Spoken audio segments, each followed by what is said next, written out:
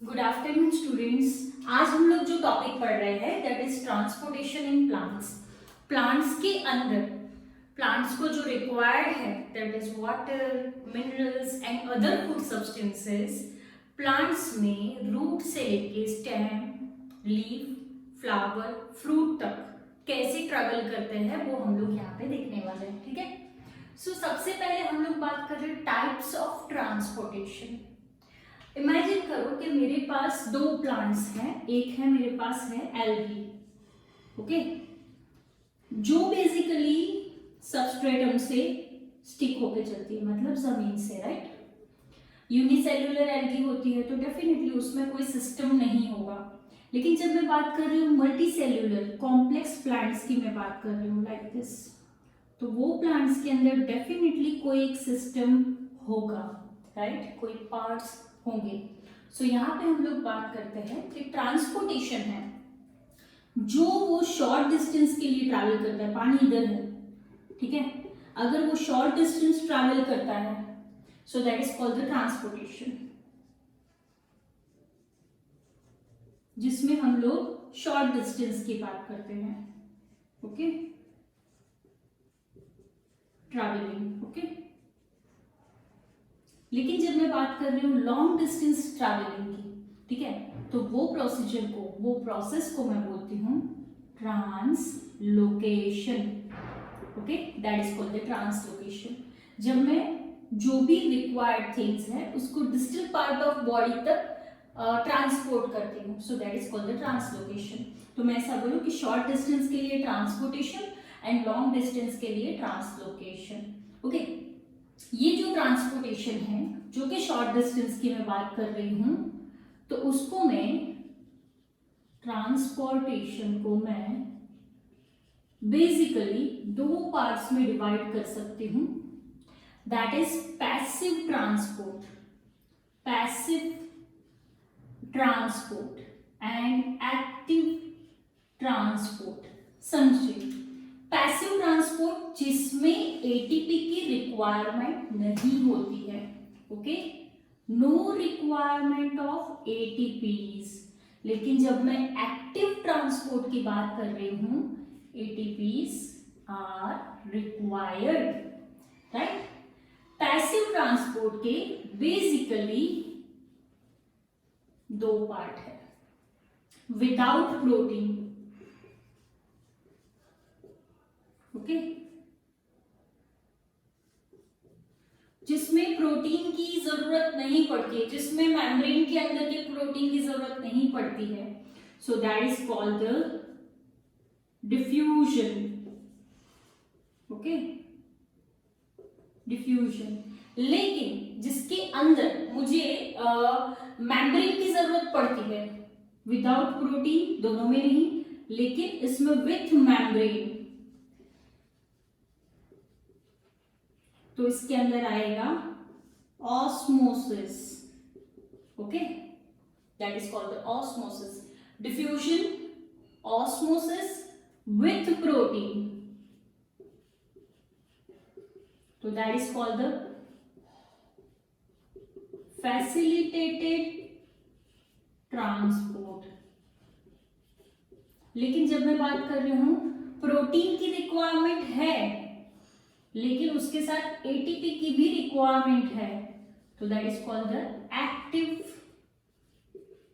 Transport, okay.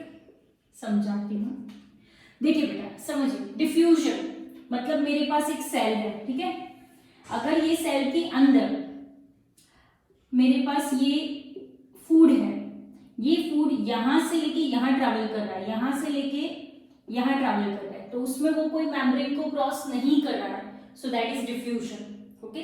Diffusion is the process in which particles of solid, liquid and gas transport from higher concentration to lower concentration without selectively permeable membrane. बीच में कोई भी membrane नहीं है। For example मैं एक beaker ले लेती हूँ, ठीक है, जिसमें मैंने इंक डाला, तो यहाँ पे क्या हुआ, इंक हायर कॉन्सेंट्रेशन से लोअर कॉन्सेंट्रेशन की ओर जा रही है विदाउट मेम्ब्रेन, ठीक है, that is called the diffusion. अगर मैं स्प्रे लगा रही हूं तो दैट इज अगेन डिफ्यूजन। लेकिन अगर ये मेम्ब्रेन को क्रॉस करके आता है higher concentration to lower concentration, membrane को क्रॉस करके आता है, so that process is called osmosis. Okay, next हम लोग बात कर रहे हैं, हम लोग फैसिलिटी दे रहे हैं, ठीक है। कुछ ऐसे कॉम्प्लेक्स मॉलिक्यूल्स है, इमेजिन करो कि ये मेरा एक कॉम्प्लेक्स मॉलिक्यूल है, तो ये सेल मेम्ब्रेन को इजीली क्रॉस नहीं कर सकता है, ठीक है। तो उसके लिए मैंने फैसिलिटी दी है, so that is called the facilitated transport, जिसमें ये जो प्रोटीन है they behave as a gate and name as a porin. Okay, उसको हम लोग बोलते हैं पोरिंग्स। ओके, सो ये एक्वापोरिंग्स है जो मतलब वाटर के अंदर डिसॉल्वेबल है और ये एंटर ऐसे कॉम्प्लेक्स सब्सटेंस इसमें से एंटर होते हैं। अगेन इसमें भी एटीपी की रिक्वायरमेंट नहीं होती है क्योंकि वो हायर कॉन्सेंट्रेशन से लोअर कॉन्सेंट्रेशन की ओर जाते हैं। लेकिन जब मैं बात करूं एक्टिव ट्रांसपोर्ट, तो उसमें क्या होता है, that we have a protein that is called the pump, जो कि बेसिकली लोअर कॉन्सेंट्रेशन से हायर कॉन्सेंट्रेशन की ओर जाता है, इसीलिए उसको एनर्जी की रिक्वायरमेंट है। जैसे कि हम लोग बात कर रहे हैं लेडर की, हम लोग यहाँ से लेडर पे यहाँ से बैठेंगे तो इजीली आ जाएंगे विदाउट एनर्जी, लेकिन अगर हम लोग उल्टा चढ़ेंगे तो उसमें हमें एनर्जी की रिक्वायरमेंट होती है। So lower to higher concentration only active transport, बाकी सारे higher to lower concentration. Clear और यहाँ तक एवरीवन? अब हम लोग बात कर रहे हैं जो टॉपिक की, that is osmosis. What is that? Osmosis. बहुत इंटरेस्टिंग टॉपिक है ये ऑस्मोसिस का, राइट?